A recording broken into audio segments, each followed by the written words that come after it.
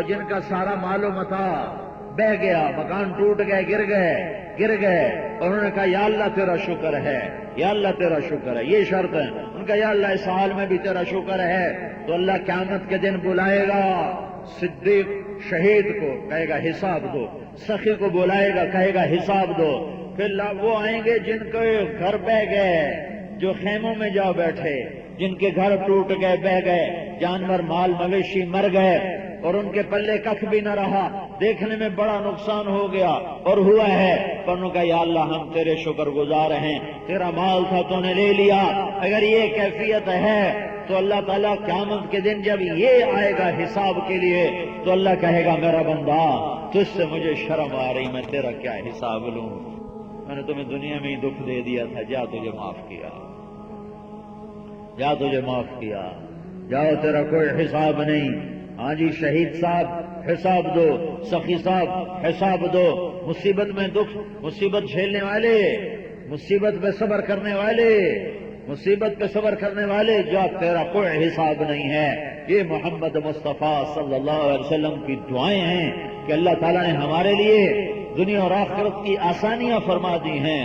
تو میرے بھائیوں آج توبہ کر کے اٹھو، آج اللہ سے صلح کر کے اٹھو، بہت بڑا مجمع ہے لاڑکانے کے حساب سے، آج اگر تم توبہ کرو گے تو ایک آدمی توبہ کر لے تو ساتوں آسمان پہ ایسے لائٹیں جلائی جاتی ہیں، فرشتے پوچھتے ہیں یہ لائٹیں کیسی ہیں تو انہیں بتایا جاتا ہے اصلح العبد علی مولاه، آج ایک آدمی نے توبہ کی ہے، اللہ نے خوش ہو کر سارے آسمان پہ روشنیاں کر دی ہیں۔ یہ اتنا بڑا مجمع آیا ہوا ہے، اگر یہ اللہ کے دربار میں توبہ کرے گا تو اللہ کتنا خوش ہوگا، کتنی لائٹیں جلیں گی، اور آپ کے نام لے کر، آپ کے باپ کے نام لے کر اللہ اعلان کرے گا ہاں ہاں میں نے معاف کر دیا، ہاں ہاں میں نے معاف کر دیا۔ پھر وہ سارے اعمال نامے تمہارے نبی کے دربار میں جائیں گے، یا رسول اللہ مبارک ہو آج آپ کی امت کے یہ لوگوں نے توبہ کی۔ ہائے ہائے ہائے خدا و رب، واہ، جب عاشق رب ہو تو پھر اپنی شان کا عشق بتائے گا نا، اپنی شان کی تعبیر بتائے گا۔ ارے مجنون لیلا پہ عاشق ہوا تھا، وہ شاعری کر گیا کہ پتھر پگھل گیا، پتھر، ایک عورت کے پیچھے ایسی شاعری کر گیا کہ پتھر پگھل گئے۔ وَهَلْ تَبْقِينَ لَيْلَا إِذَا مِتُّ قَبْلَهَا وقام على قبر النساء النوائح كما لو أصاب الموت ليلى بكيتها وجاد لها دمع من العين صافح وأغبت من ليلى بما لا أناله بلا كل ما قرت به العين طائح ولو أن ليلى الأخيل تسلمت علي ودوني جندل وصفائح لسلمت تسليم البشاشة أو زقا إليها صدا من جانب القبر صائح حمامة بطن الواديين ترنمي سقاق الغر الغوادي مطيرها أبيني لنا ما زال ريشك ناعما ولا زلت في خضراء غد نظيرها۔ اللہ کی قسم میں اب تمہارے سامنے تو نہیں روتا ہوں، لیکن میں تنہائی میں جب یہ شعر پڑھتا ہوں میں روتا ہوں کہ ان میں درد ایسا ہے، درد ایسا ہے۔ وہ تھا ظالم کا کوئی کمال کا بلیغ انسان تھا، اس کا نام تھا توبہ۔ مجنوں کا نام اصلی آج آپ کو بتا رہا ہوں، مجنوں کا نام تھا توبہ۔ نام کیا تھا بھائی؟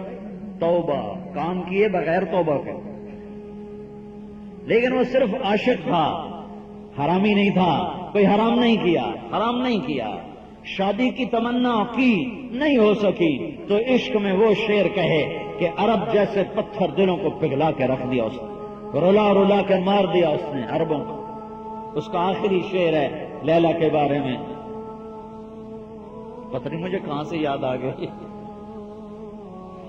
عفا اللہ عنہا هل ابیتن لیلتن من الدہر ولم یسر الی خیالها۔ یہ اس کا آخری شعر تھا لیلا کے بارے۔ پھر وہ ہمیشہ کے لیے چپ ہو گیا، کچھ نہیں بولا، چپ کر گیا، اور پھر اللہ کے راستے میں نکلا اور ترکستان میں جا کر اس کا انتقال ہوا، اور لیلا اس کی قبر پہ گئی اور اس کی قبر پہ بیٹھ کے جو رونا شروع کیا تو روتے روتے مر گئی۔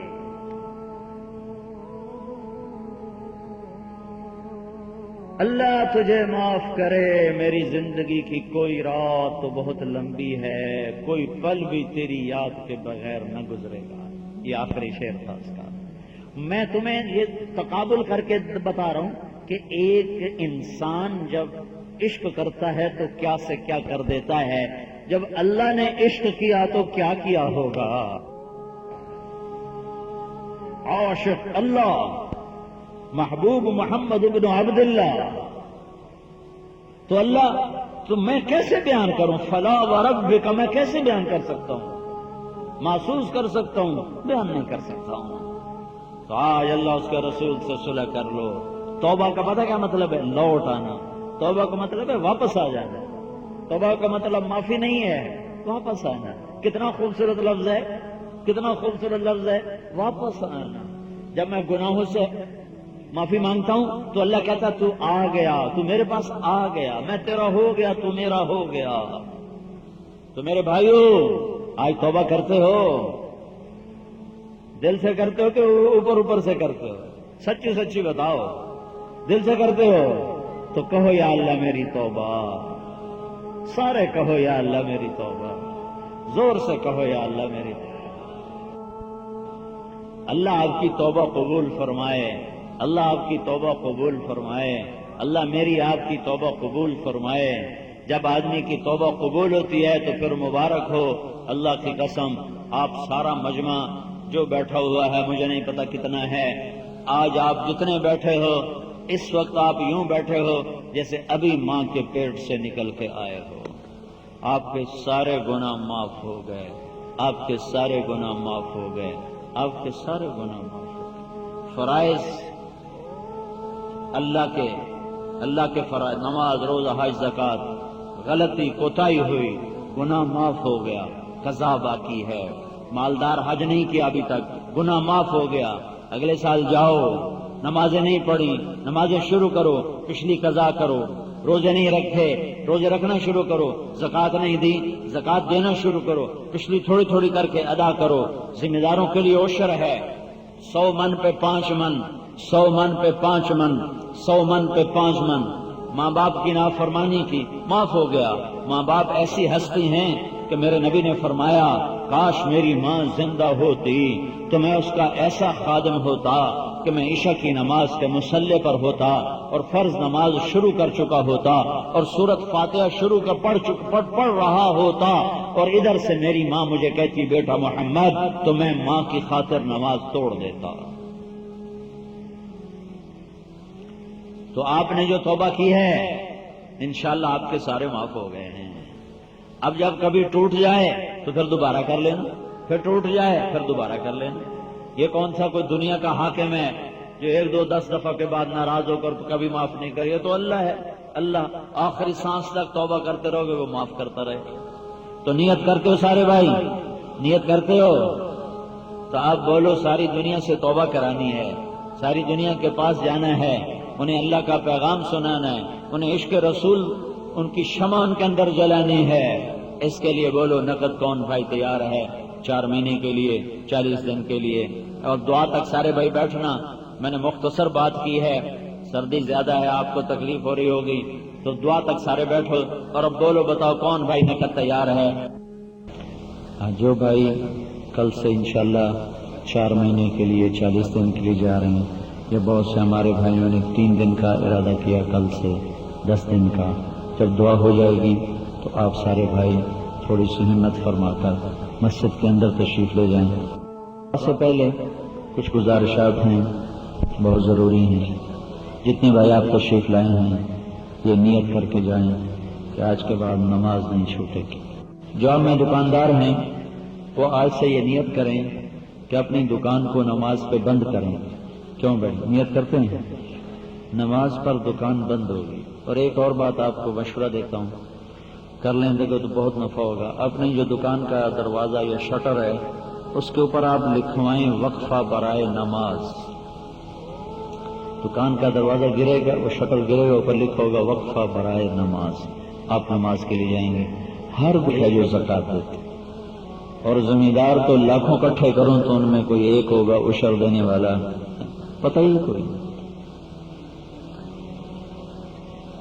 کہ اللہ تعالیٰ نے فصل کی زکوٰۃ رکھی ہے، کپاس کی، گندم کی، چاول کی، باغات کی زکوٰۃ ہے کہ اگر 1 لاکھ روپے کا باغ بیچا ہے تو 5,000 غریب کو دے دو، 1 لاکھ روپے کا چاول بیچا ہے تو 5,000 اس میں غریب کو دے دو، 1 لاکھ روپے کی گندم بیچی ہے تو اس میں 5,000 غریب کا ہے۔ یہ اللہ تعالیٰ نے رکھا ہوا ہے۔ 20 لاکھ کا بیچا ہے سودا، 1 لاکھ اس میں غریب کا ہے۔ 10 لاکھ کا بیچا ہے اس میں 50,000 غریب کا ہے۔ اگر یہ زمیندار لوگ ایسا کریں، میں نے بیچ بیان میں بھی کہا تھا، ایک یہ عشر ادا کریں، ایک یہ نماز پڑھیں، ایک یہ ظلم نہ کریں اپنے ہاریوں کو۔ آپ کے یہاں ہاری سسٹم ہے، ہمارے یہاں پنجاب میں نہیں ہے، اکثر خود کاشت ہے پنجاب میں، زمیندار اپنا زراعت خود کرتے ہیں، تھوڑے سے جو ٹھیکے پر دیتے ہیں۔ آپ کے یہاں سارا ہاری سسٹم ہے کہ وہ کسان کرتے ہیں، آپ اس کا آدھا لیتے ہیں۔ تو مجھے یہ خبر پہنچتی ہے کہ اکثر زمیندار اپنے ہاریوں کو پورا حصہ نہیں دیتے، تھوڑا بہت دیتے ہیں جس سے ان کا گزارا چلتا ہے، باقی نہیں دیتے، خود کھا جاتے ہیں۔ اس طرح کرنے سے آپ کا حلال رزق حرام ہو گیا۔ زمیندارہ حلال ترین رزق ہے آج کے دور میں، اس میں جھوٹ ملاوٹ ہے ہی کوئی نہیں۔ یہ اس طرح ہو جاتا ہے، جب حق نہیں دیا جاتا تو پچھلا سارا ناپاک ہو جاتا ہے۔ دودھ میں 1 قطرہ پیشاب ڈال دو تو سارا ناپاک ہو گیا۔ تو غریبوں کو ان کا حق دو۔ میرے نبی کا فرمان ہے، پسینہ خشک ہونے سے پہلے مزدور کی مزدوری اس کے ہاتھ پہ رکھو۔ تو اللہ تعالیٰ آپ کے لیے رزق کے دروازے کھول دے گا، برکتوں کے دروازے کھول دے گا۔ تو بھائی زکوٰۃ ادا کرو۔ وراثت میں بہنوں کا حصہ ہے، آپ کے سندھ میں بہنوں کو حصہ نہیں دیا جاتا۔ یہ ہم چونکہ اکثر پاکستان کے لوگ ہندو سے مسلمان ہوئے ہیں، تو ہندو مذہب میں ہے کہ بہن کو وراثت میں کوئی حصہ نہیں ہوتا، تو وہ تو بیچارے غلط مذہب والے ہمارے بھائی ہیں۔ آپ کم از کم ان ہندوؤں کو تو مسلمان بنانے کی نیت کرو، آپ ان سے کاروبار بھی کرتے ہو، لین دین بھی کرتے ہو، ان کے پاس ملازمت بھی کرتے ہو، ان کو ملازمت پر بھی رکھتے ہو، لیکن کبھی ان کی جنت کا فکر ہی نہیں کیا کہ اللہ کرے یہ جہنم سے بچ کے جنت میں جانے والے بن جائیں۔ یہ تبلیغ والوں نے کبھی فکر نہیں کیا کہ چلے انفرادی طور پر تو دعوت دی جا سکتی، کہ کیا پتہ کون کم مسلمان ہو جائے۔ یہ عمر کوٹ کی مجھے سنائی بھائیوں نے، وہاں تو ہندو زیادہ ہیں، وہ گشت کے لیے جماعت نکلی تو ایک گھر پہ دستک دے دی، تو دوسرے نے کہا یہ تو ہندو کا گھر ہے، مسلمان کا نہیں، تو آگے چلو۔ تو بچہ نکل آیا باہر، وہ اندر گیا، پھر اندر سے واپس آیا، کہا کہ میرے دادا تمہیں بلاتے ہیں تم لوگ۔ میں کہا بھائی ہم غلطی سے کر بیٹھے تھے دستک، آپ سے بات نہیں کرنی۔ کہا نہیں میرے دادا بلاتا ہے۔ تو وہ 2-4 آدمی اندر چلے گئے، تو ایک بوڑھا آدمی چارپائی پہ لیٹا ہوا تھا۔ جی فرمائیں۔ تو انہوں نے کہا یہ غلطی ہو گئی، ہم تو مسلمانوں سے بات کر رہے تھے، تو ہمیں پتہ نہیں تھا، تو ہم نے آپ کے دروازے پہ دستک دے دی۔ کہا نہیں مجھے بتاؤ تمہاری دعوت ہے کیا؟ تو انہوں نے بڑے پھیکے اور سر سے اتارے ہوئے لہجے میں اس سے بات کی، وہ مسلمان ہو گیا، اور اگلے دن وہ مر گیا، اگلے دن اس کا انتقال ہو۔ ساری زندگی کفر میں گزری اور آخری دن اللہ نے ایمان نصیب فرمایا اور وہ جنت میں چلے گئے۔ تو اب اتنے ہمارے ہندو بھائی رہتے ہیں، انہیں جنت میں لے جانے کا فکر کیوں نہیں کرتے کہ اللہ ان میں کوئی جہنم میں جانے نہ پائے۔ یہی تو غم تھا جو ہمارے نبی کا سینہ پھاڑ کے رکھ دیا کہ یا اللہ سب کو ہدایت دے دے، سب کو ہدایت دے۔ پتھر کھا کے بھی دعا کرتے رہے کہ اچھا یا اللہ اگر یہ طائف والے لوگ اب ایمان نہیں لائے تو اللہ کرے ان کی نسل میں کوئی ایمان لے آئے۔ تو بھائیو یہ درد رکھا کرو، یہ غم رکھا کرو، یہ ختم نبوت والا غم ہے۔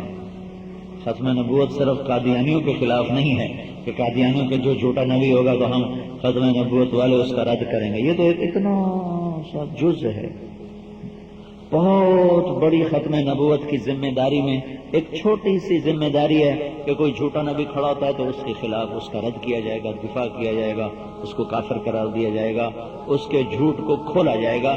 یہ 100 میں سے ایک حصہ ہے، 99 حصے تو ختم نبوت کے باقی ہیں۔ کہ اپنوں کو بھی سنبھالو اور غیروں کو ایمان کی دعوت دے کر انہیں جنت میں لے جانے کی کوشش کرو. منت جہاں دلائل نہیں چلتے وہاں منت خوشامد چل جاتی.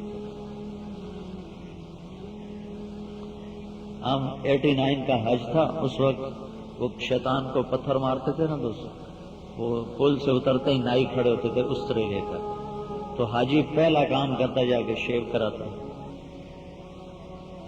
پہلا گناہ جو حج کے بعد کرتے ہیں وہ یہ کرتے ہیں. تو ہم کنکریاں مار کے نیچے آ رہے تھے، تو کٹھے تھے، پشاور کا ایک نوجوان، ہم کٹھے حج کر رہے تھے، راشد اس کا نام.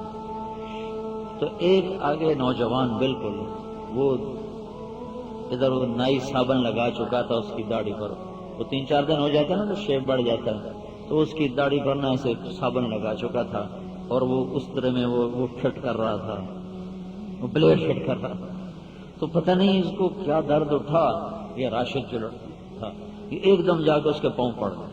کہا کہ اللہ کے واسطے، اللہ کے واسطے ابھی تیرے سارے گناہ معاف ہوئے ہیں، یہ دوبارہ اپنا کھاتا نہ کھول. تو ایک دم وہ جو تھا شیو کرانے والا وہ رونے لگا اس کی منت دیکھ کر، اور وہ جو یہاں تولیہ نہیں رکھا ہوتا اس نے اپنے سارا سے صاف کیا. کہنے لگا میری توبہ، کہتا میرا خط بنا دے، آج کے بعد میں نے داڑھی رکھ لی. تو لوگ سمجھتے ہیں شاید ہم دلائل سے قائل کریں گے. تبلیغ میں کوئی دلیلیں دی جاتی؟ تبلیغ سارا منت سے کتنا کام ہو گیا. تبلیغ تو ہے ہی منت خوشامد کام، اس لیے تو ہر آدمی کر سکتا ہے. ہاں مسئلہ علماء بتا سکتا، مسئلہ بتانا علماء کا کام ہے، شریعت کے حدود بتانا علماء کا کام ہے. تبلیغ تو ہر امتی کا کام ہے کہ اس میں تو منت کرنی ہے، اور منت میں بھی کر سکتا ہوں، آپ بھی کر سکتے ہیں. تو جتنے غیر مسلم ہیں سب کو ایمان پہ لانے کی نیت کرو، ملو انفرادی ملاقاتوں میں. ہر وقت تو آپ کا اٹھنا بیٹھنا ان کے ساتھ ہوتا ہے. تو میں بات یہ کر رہا تھا بہنوں کو وراثت میں حصہ دو. ہندو مذہب میں بہن کو وراثت میں حصہ نہیں دو تو مذہب ہی نہیں رہا. تو جس مذہب میں بت پرستی آگے وہ مذہب ختم ہو. تو بہنوں کو وراثت میں حصہ دو، یہ اللہ نے حق رکھا ہے، یہ ادا کرو گے آپ کی باقی ساری روزی اللہ پاک فرما دے گا. ماں باپ اگر زندہ ہیں تو ان کی خدمت کر کے دعا لو. آپ نے فرمایا باپ تیری جنت کا دروازہ ہے، اور اللہ تعالیٰ نے کہا لا تقل لہما اف، ماں باپ کے آگے اف نہ کرو. اف اف ہماری زبان میں ہے ماں نے بلایا، باپ نے بلایا، یہ ناگواری کے ساتھ یہ ہے، یہ اللہ کر رہا ہے یہ بھی نہ کرو ورنہ تمہارے عمل میں غارت کر دوں گی. وَخْفِضْ لَهُمَا جَنَاحَ الذُّلِّ مِنَ الرَّحْمَةِ، ماں باپ کے آگے ایسے ہو جاؤ جیسے پرندہ زخمی ہو کے گرتا ہے تو شکاری کے رحم و کرم پر پر پھیلا کے پڑا ہوتا ہے، کر دے صبر.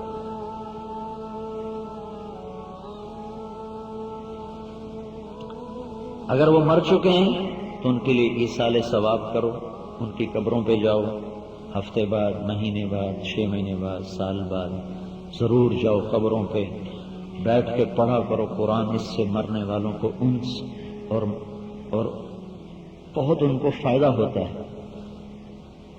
نہیں جا سکتے ہو تو جہاں بیٹھے ہو وہاں پڑھتے رہو ان کے لیے ایصال ثواب اپنی زندگی کا حصہ بناؤ.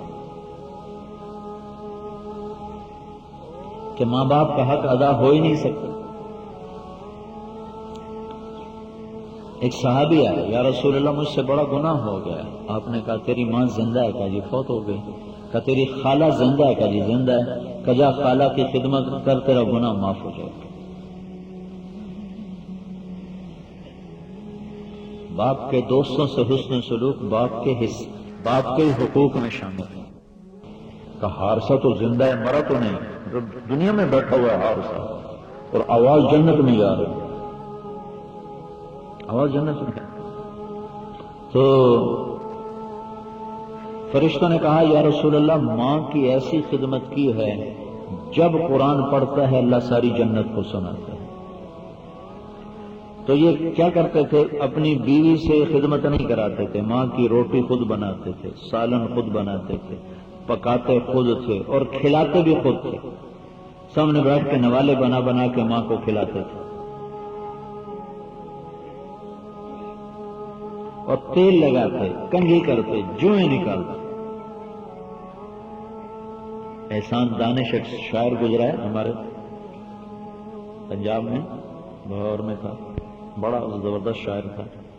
تو اس کی کتاب ہے جہان دانش، بہت ادبی کتاب ہے، تو وہ میں پڑھ رہا تھا، تو اس میں اس نے ماں کا لکھا ہے کہ میری ماں بیمار ہوئی تو غربت دیکھی، احسان دانش نے ساری زندگی غربت دی، کہ میری ماں بیمار ہوئی تو میں نے اپنی بیوی سے کہا یہ میری وہ جائیداد ہے جس میں میں کسی کی شراکت برداشت نہیں کر سکتا، تم نے میری ماں کو ہاتھ میں نہیں لگانا، ساری خدمت میں خود کروں گا۔ تو کہ میں اپنی ماں کے کپڑے دھوتا، بستر دھوتا، تو اس کا پیشاب خطا ہو جاتا، تو دوسرا بستر میرے پاس تھا نہیں، تو میں اسی وقت بستر اٹھاتا، اور میرے گھر میں دھونے کا انتظام نہیں تھا، میں نہر پہ جاتا اور جا کر وہ بستر دھوتا، اور دوسرا بستر ہوتا نہیں تھا ڈالنے کے لیے، تو سارے راستے بستر کو دونوں ہاتھوں میں لے کر یوں کرتا آتا کہ یہ آتے آتے خشک ہو جائے۔ 3 میل کے فاصلے پر نہر تھی، تو میں اس طرح 3 میل اس کو یوں سکھاتا سکھاتا گھر پہنچتا، وہ سوکھ جاتا تو پھر میں ماں کے نیچے وہ بچھاتا۔ بیوی کو نہیں ہاتھ میں لگانے۔ ہمارا معاشرہ ایسا ہے، خود ماں کو پانی بھی نہیں پوچھتے اور سارا بیوی پہ کہتے ہیں تو نے کیا کہ نہیں کیا۔